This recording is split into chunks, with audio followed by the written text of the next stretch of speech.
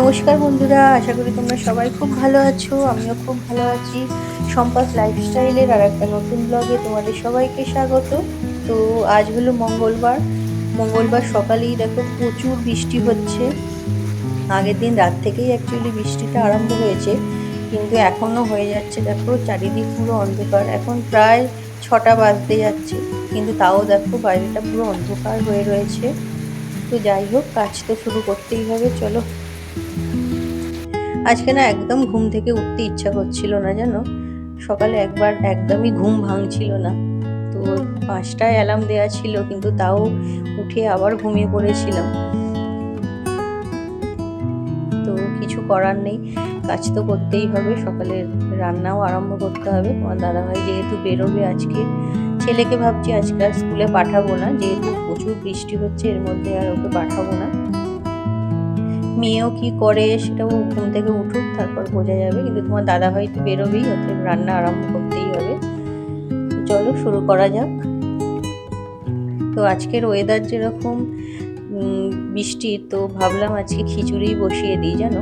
অনেক দিন ধরেই ভাবছিলাম খিচুড়ি করব, কিন্তু নানা কারণে হয়ে উঠছিল না, তাই ভাবছি আজকে খিচুড়িই করব। গোবিন্দভোগ চালও কিছুটা আনানো ছিল, আর মুগ ডাল তো আছেই, তাই মুগ ডাল দিয়ে গোবিন্দভোগ চাল দিয়েই ভাবছি খিচুড়ি বসিয়ে দেব। তো তবে খিচুড়ির সঙ্গে কি করব সেটা ঠিক করা নেই, কারণ আগের দিন রাত্রেবেলা যেহেতু ঠিক ছিল না, আমি আজকে অন্য রান্নার জন্যই প্রিপারেশন নিয়ে রেখেছিলাম। কিন্তু খিচুড়ি যেহেতু করব, তার সঙ্গে তো সেসব তরকারি হবে না। তো ফ্রিজে বেগুন পটল সব কিছুই আছে।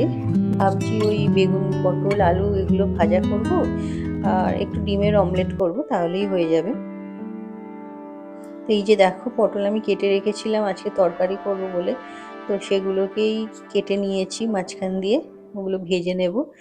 আর এই যে সবজি কাটতে বসেছি, যেহেতু আগের দিন থেকে কোনো প্রিপারেশন ছিল না, তাই সকালেই করতে হচ্ছে। আজকে ঘুম থেকেও উঠতে অনেকটা দেরি হয়ে গেছে, তাই তাড়াহুড়ো করেই সমস্ত কাজ করতে হয়েছিল।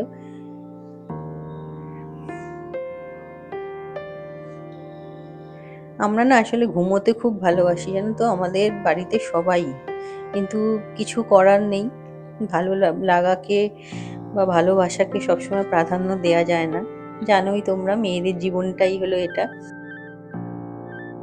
ভালোবাসলেও কিছু করার নেই, আমাকে সকালেই উঠতে হয় এবং অনেক ভোরবেলাই উঠতে হয়।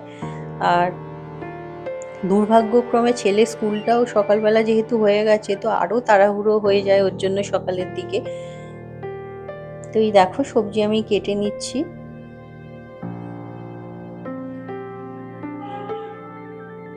আমার বিয়ে হয়েছে প্রায় 15 বছর, জানো তো, কিন্তু অদ্ভুত ব্যাপার, এখনো পর্যন্ত সকালে ঘুম থেকে উঠতে গেলে যথেষ্ট কষ্ট করেই উঠতে হয়। নর্মালি ঘুম কোনোদিনই প্রায় ভাঙে না বলতে গেলে।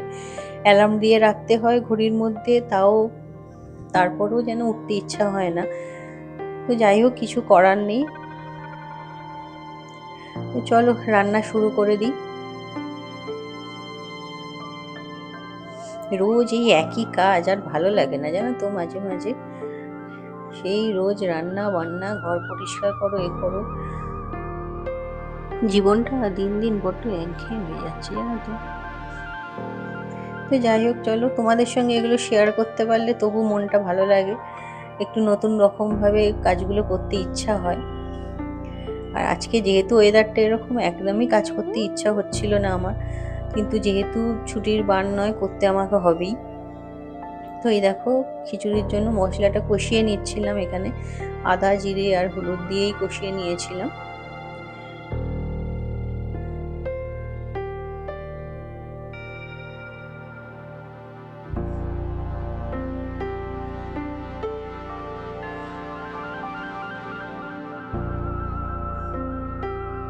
আচ্ছা, তোমাদেরও কি এরকম হয়, এই যে বৃষ্টির দিন হলেই যেন একটু অলসতা বেশি ঘিরে ধরে? হয় কি? দেখো কি পরিমাণ বৃষ্টি হচ্ছে, দেখো শুধু। উফ, প্রচন্ড বৃষ্টি হয়েছে সারা রাত। প্রচন্ড পরিমাণে বৃষ্টি হয়েছে, যতবারই ঘুম ভেঙেছে ততবারই শুনতে পেয়েছি বৃষ্টির আওয়াজ। এত পরিমাণে বৃষ্টি হয়েছে কালকে। তো এই দেখো, খিচুড়িতে একটু ঘি আর গরম মশলা গুঁড়ো দিয়ে দিচ্ছি। খিচুড়ি আমার রেডি হয়ে গেছে। গোবিন্দভোগ চালের খিচুড়ি তো বেশি সময় লাগেনি। তাড়াতাড়ি হয়ে গেছে। তো আজকে যেহেতু এরকম ঠান্ডার ওয়েদার, একটু চাও বসিয়েছি, কিন্তু এতে একটু আদা দিয়ে চাটা করব, কারণ একটু ঠান্ডা লেগেছে, মনে হচ্ছে গলাটা জ্বালা করছে হালকা। তাই ভাবলাম একটু আদা দিয়ে চা করলে শরীরটা ভালো লাগবে। আজকে আসলে ভেবেছিলাম ডিমের তরকারি করব, কিন্তু খিচুড়ির সঙ্গে তো ওটা ভালো লাগবে না। তবে আমার কিন্তু খিচুড়ির সঙ্গে এই ভাজার থেকে আলুর দম খেতে বেশি ভালো লাগে। কিন্তু বাড়িতে আর কেউ যেহেতু ভালোবাসে না আলুর দমটা খুব একটা, তাই আলুর দমটা করা হয় না। খিচুড়ি হলে সাধারণত এই ভাজা দিয়েই খাওয়া হয়, কিন্তু আমার আলুর দম দিয়ে খিচুড়ি খেতে খুব ভালো লাগে। যাই হোক, নিজের ইচ্ছাটা সবসময় দেখলে হয় না। সবসময় বলাটাও ভুল, বেশিরভাগ ক্ষেত্রেই নিজের ইচ্ছাটাকে ত্যাগ করেই অন্য কিছু করতে হয়। তো দেখো, এই রান্না আমার কমপ্লিট হয়ে গেছে তোমাদের সঙ্গে কথা বলতে বলতে। এখানে দেখো বেগুন ভাজা করেছি, আর এখানে ডিমের অমলেটগুলো আছে, আর এখানে আছে দেখো পটল ভাজা আর আলু ভাজা। এই দিয়েই খাওয়া হয়ে যাবে। এই যে ছেলে ঘুম থেকে উঠে পড়েছিল, তাই ওকে ব্রাশ করিয়ে দিচ্ছিলাম। মেয়েও উঠে পড়েছে, তো ওকে বারণ করলাম স্কুলে যেতে, কারণ ওদের স্কুল যেখানটা সেইখানে শুনলাম প্রচুর জল জমে গেছে, প্রচণ্ড বৃষ্টি হচ্ছে তো আসলে, তো চারিদিকেই জল জমে গেছে। স্কুলের যেহেতু বাসে যাবে, তবু না পাঠানোই ভালো, কারণ কেউই মোটামুটি যাচ্ছে না। তো ছেলে দুধটা গুলে নিচ্ছিলাম, ওকে খাইয়ে দেবো এবার। তো এখানে দেখো, রবিবার যে চিকেন আনা হয়েছিল, কিছুটা চিকেন রাখা ছিল ফ্রিজে। ভেবেছিলাম একটু চিকেন পকোড়া করে বাবানের বন্ধুদের জন্য পাঠাবো, কিন্তু আজকে যা ওয়েদার, ও তো পৌঁছাতে পারছেই না, এবং ওর বন্ধুরাও কেউ আসবে না স্কুলে। তো তাই ভাবলাম এগুলো করে নিই, আর বেশি দিন এটা রেখে দেওয়া সম্ভব নয়, কারণ কাল রাত্রে পেঁয়াজ রসুন দিয়ে ম্যারিনেট করে রেখেছিলাম, এরপরে আর ফেলে রাখাটা বোধহয় ঠিক হতো না। তাই ভাবলাম আজকে যেহেতু বৃষ্টির ওয়েদার আছেই, তাই চিকেন পকোড়াগুলো বাড়িতেই ভেজে নিই, ওর বন্ধুদের না হয় অন্য একদিন করে পাঠিয়ে দেব। তো তাই বাড়িতেই ভেজে নিচ্ছিলাম। এই দিয়েই আমাদের আজকে ব্রেকফাস্ট হয়ে যাবে, আর আলাদা করে কিছু করতে হবে না। এই যে দেখো, চিকেন পকোড়া আমার রেডি হয়ে গেছে, এটাকে একটু সামান্য ডেকোরেট করেছি।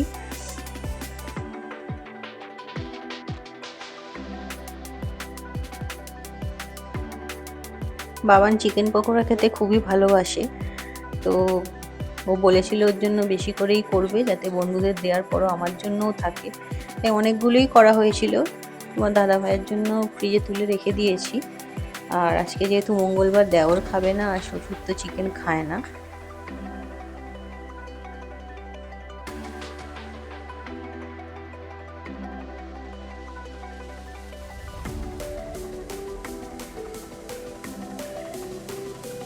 বাইরে এখনো বৃষ্টি হচ্ছে, জানো তো, সারাদিনই মোটামুটি বৃষ্টি হয়ে যাচ্ছে। তো তোমাদের আর একটা জিনিস দেখাই, এই যে একটা কার্ড দেখো, এটা মনীষা বলে আমার মেয়ের এক বন্ধু আছে, সে দিয়েছে। সোমবার স্কুল গিয়েছিল, তারপর দিয়েছে। আর আমার বারান্দার অবস্থা দেখো, জামা কাপড়, প্রচুর জামা কাপড় জমে আছে, এগুলো শুকোচ্ছেও না। তাই ভাবছি এই যে ঘরের মধ্যেই দেখো দড়ি খাটিয়ে নিয়েছি, এখানেই সব শুকোতে দিয়ে দেবো। আর পাখাটা চালিয়ে রাখলে জামা কাপড়গুলো শুকিয়েও যাবে, কারণ বারান্দায় কোনো মতেই শুকোনো সম্ভব নয়। বৃষ্টি যে পরিমাণ হচ্ছে, এক্ষুনি থামবে বলেও মনে হয় না। তাই এখানে দেখো দুটো দড়ি খাটিয়ে নিয়েছিলাম। মোটামুটি সব জামা কাপড় ধরেছিল, তবে কিছু রয়ে গিয়েছিল, সেগুলো আবার বারান্দাতে গিয়েই মেলে দিয়েছি। আমার ছেলের আনন্দ দেখো, জামাগুলো ঝুলছে, সেগুলোকে টেনে নামাতে পারলে ওর খুব আনন্দ।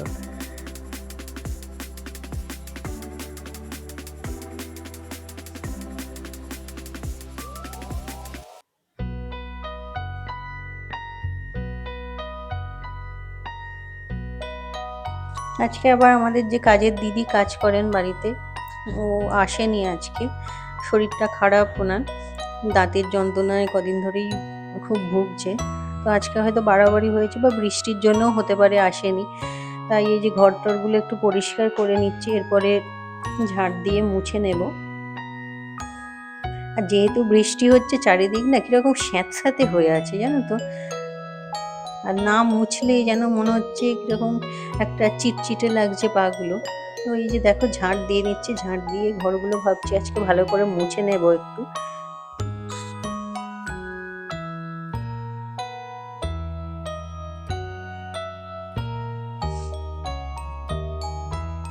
প্রত্যেকটা ফুলের টব দেখো বৃষ্টির জলে পুরো ভর্তি হয়ে গেছে, এত বৃষ্টি হচ্ছে। তো যাই হোক চলো কাজগুলো করে নিই, ঝাড় দিয়ে মুছতে অনেকটা টাইম লাগবে, যেহেতু ছেলের আজকে স্কুল নেই তাই সময়টা পাচ্ছি। তো এই দেখো আমার লাঞ্চ নিয়ে নিয়েছি আমি, চলো লাঞ্চ আমি করে নিই আর তোমরা সঙ্গে থাকো।